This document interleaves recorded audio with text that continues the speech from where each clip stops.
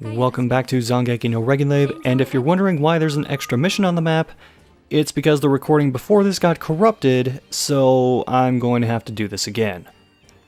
We're still following Frey further south, and we're going to keep following him further south because he's actually a couple missions behind where Freya is right now. Ha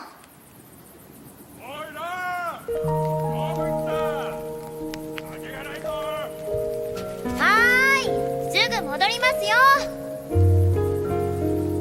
男はいいな。単純で酒があればそれだけで満足なんだから。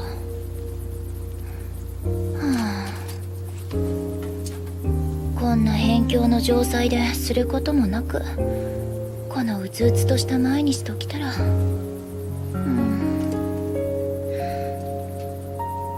日が沈んでまた一日が終わるんだ。せっかく戦士になったのに、いっそ北の蛮族でも攻めてきてくれれば。退屈は終わりだ。誰？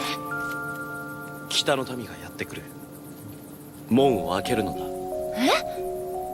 全員に温かい食事を、怪我人には治療を。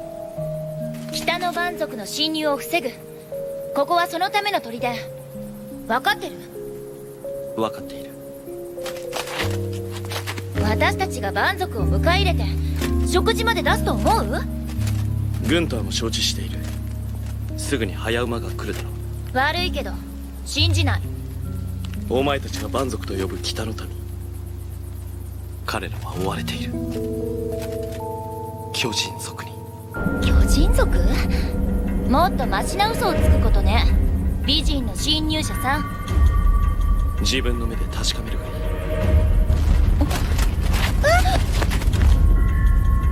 退屈な日々は終わった。戦うがいい。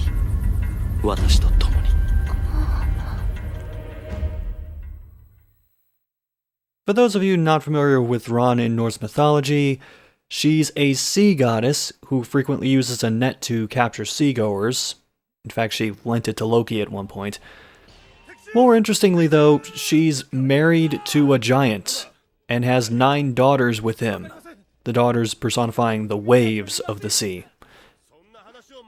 And here Ran is about to fight the giants, so kind of strange, some of the choices that they made. But this is an incredibly straightforward level. The giants will spawn shortly before the doors open, and you can go either to the left or to the right. I prefer to go to the right, because it gives you the high ground, and it's a little easier to not get surrounded. This is just a demonstration of what the blazing bow does. As you can see, it kind of works like a grenade launcher would in some FPS games, where you have to compensate for the arrow dropping to the ground. But really, this level is all about the hammer. I'm going to be using this most of the time. You only have to swing twice to get to the more powerful attack. And, yeah, this thing can utterly decimate most of these enemies.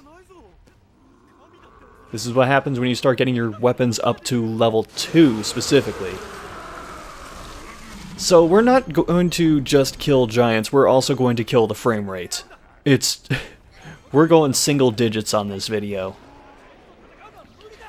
And the strong attack is strong enough that you can just swipe away limbs from the bigger giants in one go. What I'm really trying to do, though, is see if I can get the weapon as well. Just to maximize the amount of different crystals I can get, because earth crystals sometimes a little tougher to come by if you don't have a weapon that you can specifically aim at the weapon easily with.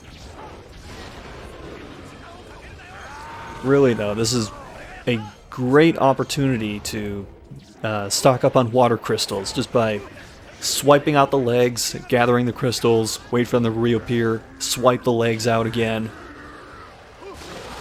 You're also immobilizing the giants, which is always good. And one thing to remember, sometimes the giants will stop moving if they've had a bunch of limbs hacked off. But you can tell if they're dead or not, at least when you're close to them, by whether or not the little crosshair thing appears over them. Crosshair, cursor, whatever you want to call it. Now that was wave 1, there is going to be a second wave. And this one is actually going to include, like, the largest possible giant. I just like to take out all of the smaller units first, and just kind of leave the biggest giant to his own devices. He's going to come from the bottom of the map, not the top. So this is actually a good time to run around and collect any crystals that you missed. Which, considering the hammer massacre that happened before, I have a lot of cleaning up to do. And Ron is just going to be fine by herself. In my case, she mostly just hangs back by where the front door used to be. And in fact, by being over to the right side most of the time, I do kind of leave them to fend for themselves against the other part of it. Oh, hello. Ron wanted to help. So, yeah, there's really not much else to this level. I mean, it really just depends on what you want to do with the large giants. For now, though, it looks like the rest of the wave is approaching the castle wall, or what was left of it. Mostly going to try and wean out the smaller units, and just leave the biggest giant left. Okay, I wasn't trying to take out the leg of the large giant, but kind of inadvertently caused it to breakdance for a moment. And it's actually been a while since I fought one of these giants, so I completely misjudged just how far that club extends.